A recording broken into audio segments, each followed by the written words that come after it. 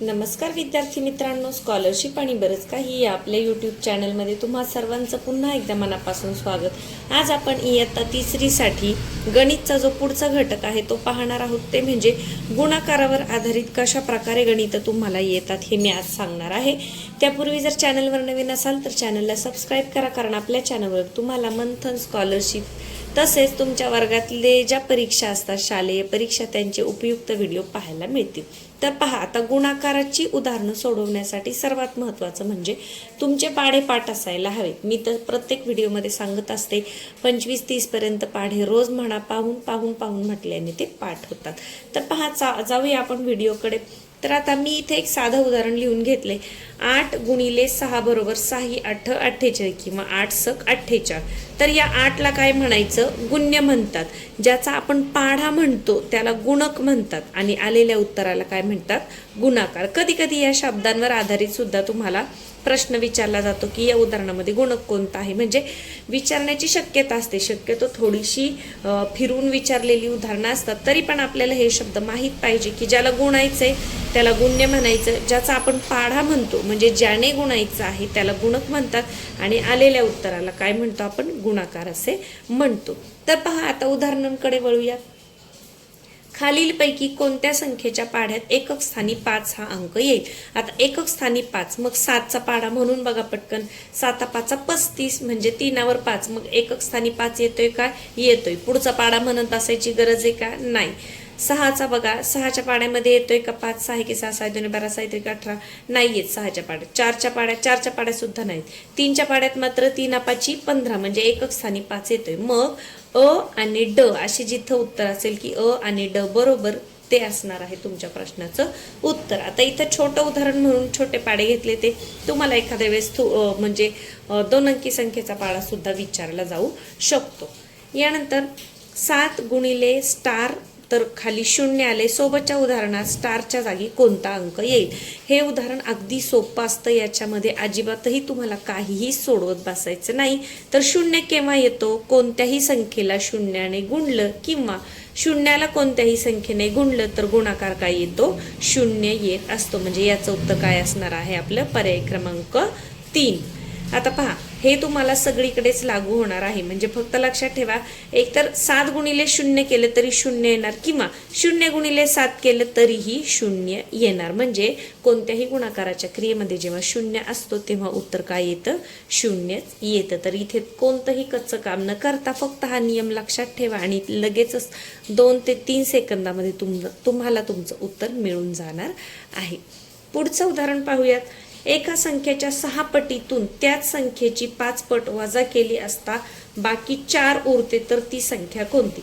आता असे जे प्रश्न असतात, थोडीसं कधी कधी मुलं हे वाचून गोंधळतात की याच्यामध्ये नेमकं काय करायचं। आता पहा, एका संख्येच्या 6 पटीतून त्याच संख्येची 5 पट वजा करायची, म्हणजे जसं 6ची 6 पट 6 6 36 आणि 6ची 5 पट 6 पंचे 30। आता 36 मधून 30 गेले तर किती उरतात? 6 उरतात। म्हणजे तुम्हाला एक एक पर्याय घ्यायचा आहे, जो तुम्हाला पर्याय दिलाय अ ब क ड किंवा 1 2 3 4, तर तो पर्याय घेऊन त्याची पहिल्यांदा 6 पट करायची आहे, नंतर 5 पट करायची आणि त्यांचा फरक काढायचा आहे, म्हणजेच वजाबाकी करायची। आणि वजाबाकी किती आली पाहिजे? 4 आली पाहिजे। आता पहा, 5ची 5 पट 6 पट करा, 6 पंचे 30 आणि 5ची 5 पट करा, 5 5 25, 30 मधून 25 गेले, उरले 5। म्हणजे इथंच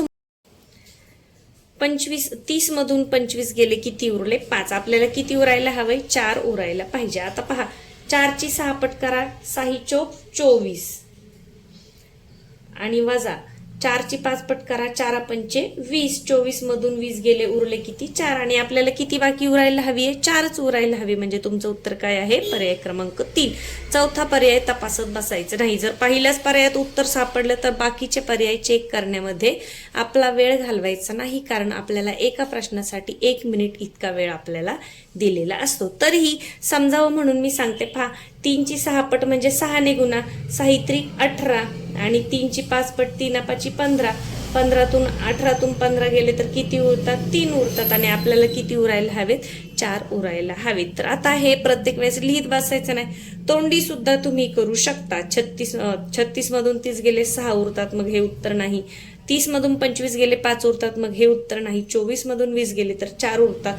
म्हणजे कच्चं काम न करता सुद्धा चांगल्या पद्धतीने जर तुम्हाला तोंडी वजाबाकी बेरीज या क्रिया येत असतील, गुणाकार भागाकार, तर कच्चं काम न करताही तुम्हाला तुमचं उत्तर मिळू शकतं. आणि तशी सवय नसेल तर थोडासा सराव होईपर्यंत या पद्धतीने कच्चं काम करून उदाहरणं आपण सोडवायची आहे. तर पट करायची म्हणजे तेवढ्याने गुणायचं, एवढं लक्षात ठेवा. आणि या प्रश्नांची उत्तरं पर्यायामधून आपल्याला शोधावी लागतात.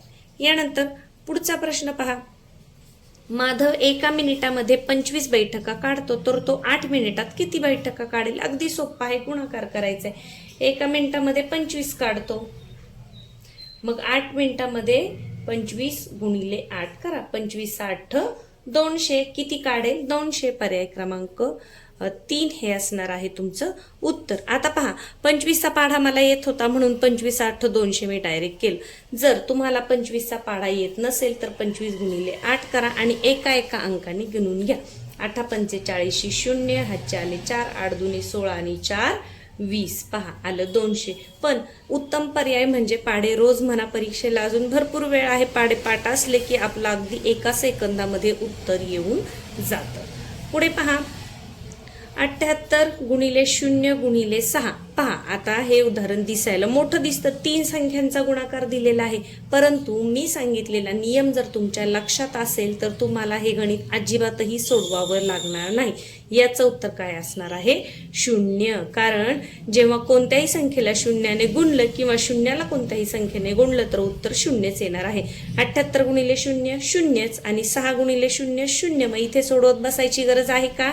नाही. पर्याय क्रमांक 3 हे असणार आहे तुमचं उत्तर. तर हा नियम जो गुणाकाराचा आहे तो नेहमी लक्षात ठेवा, तुम्हाला तो कायम उपयोगी पडणारा आहे. पुढे पहा, 18 या संख्येला 1 अंकी संख्येने गुणले असता 1 आणि 2 स्टार दिले च्या जागी समान अंक आहे, हा गुणाकार आला तर कोणत्या संख्येने गुणले होते? म्हणजे दिलेले जे पर्याय आहेत ते तुम्हाला चेक करून पाहायचे आणि इथे एकच अंक असणार आहे. आता पहा, 18चा पाढा म्हणा, 18चा पाढा 6 पर्यंत म्हणा.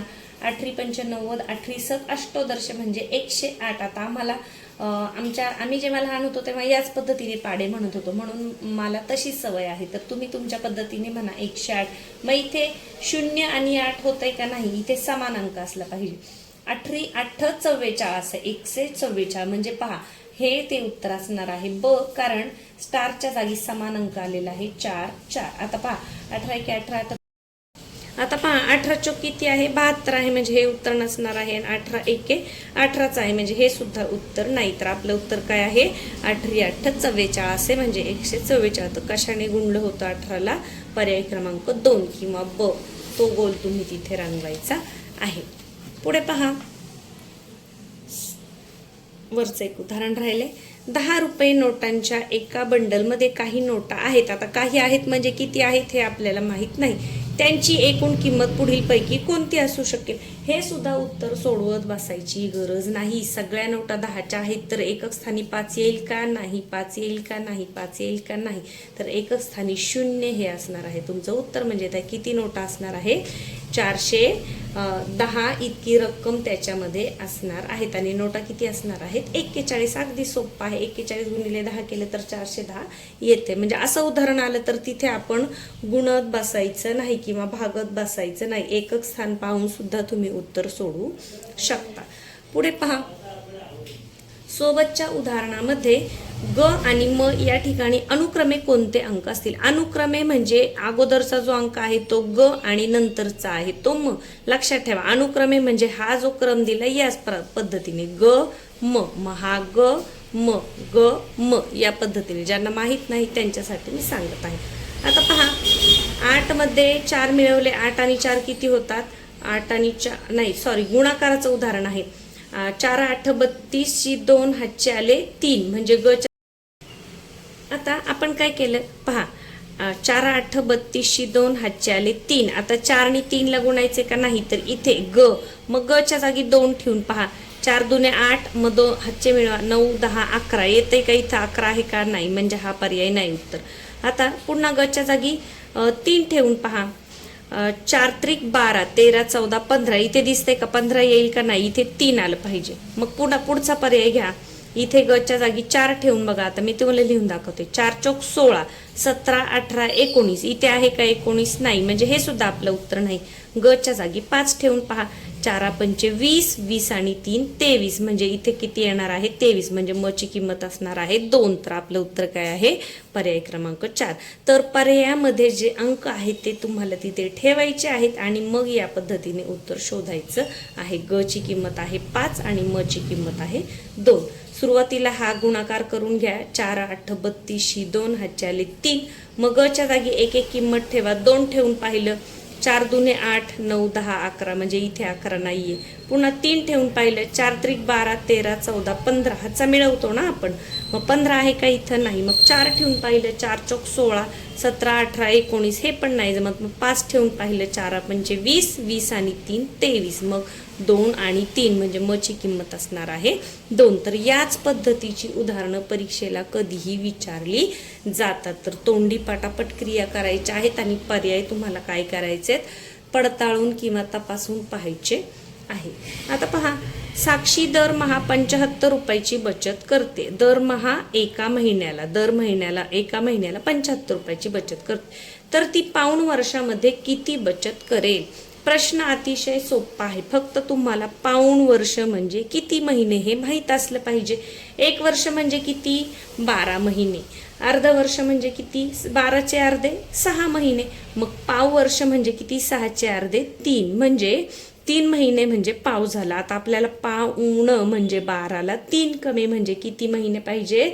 अर्धे, आणि अजून त्यात पाव भाग म्हणजे 6 आणि 3 9. तर 9 महिन्यामध्ये ती किती बचत करेल? तर 75ला 9ने फक्त गुणायचं आहे. अगदी सोपं आहे. 9 5 45, 5 हातचे आले 4, 9 7 63, 64, 65, 66, 67.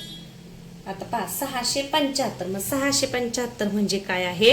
पावणे 700. काय आलंय आपलं उत्तर? पर्याय क्रमांक ड किंवा पर्याय क्रमांक 4चा जो गोल आहे तो तुम्ही रंगवायचा आहे. सॉरी, इथे अजून सुद्धा पर्याय आहेत. 675 हे सुद्धा बरोबर आहे. म्हणजे अ आणि ड, अ आणि ड बरोबर असं जिथे दिलेलं आहे ना, अ आणि ड, तर तो पर्याय तुम्ही तिथे निवडायचा आहे. सुरुवातीला मी हे पाहिलं नव्हतं वरती सुद्धा, म्हणजे बहुपर्यायी प्रश्न असला की अ ब कड असतं आपल्याला.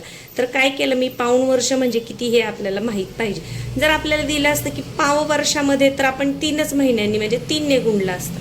अर्ध्या वर्षामध्ये लिहिलं असतं तर मग आपण 6ने गुणलं असतं. तर पाऊण म्हणजे एका वर्षाला 3 महिने कमी, म्हणून आपण काय केले? 9ने इथे गुणाकार केलेला आहे. तर गुणाकाराची उदाहरणं अगदी सोपी असतात. फक्त प्रश्नांचं स्वरूप या पद्धतीने असतं आणि आपल्याला समजलं पाहिजे की आपल्याला नेमकं काय विचार. कधी कधी दुधावर प्रश्न असतात की एका महिन्यामध्ये अर्धा लिटर दूध घेतलं तर जानेवारी महिन्यात किती येतील? मग जानेवारी महिन्याचे दिवस 31. मग 31 गुणिले अर्धा लिटर म्हणजे 500 मिलीलिटरनी तुम्हाला गुणायचं आहे. चला तर मग पुढच्या व्हिडिओमध्ये आपण दुसरा एखादा घटक पाहणार आहोत. व्हिडिओ आवडला असेल तर व्हिडिओला लाईक करा. चॅनलवर नवीन असाल तर सबस्क्राईब करा. धन्यवाद.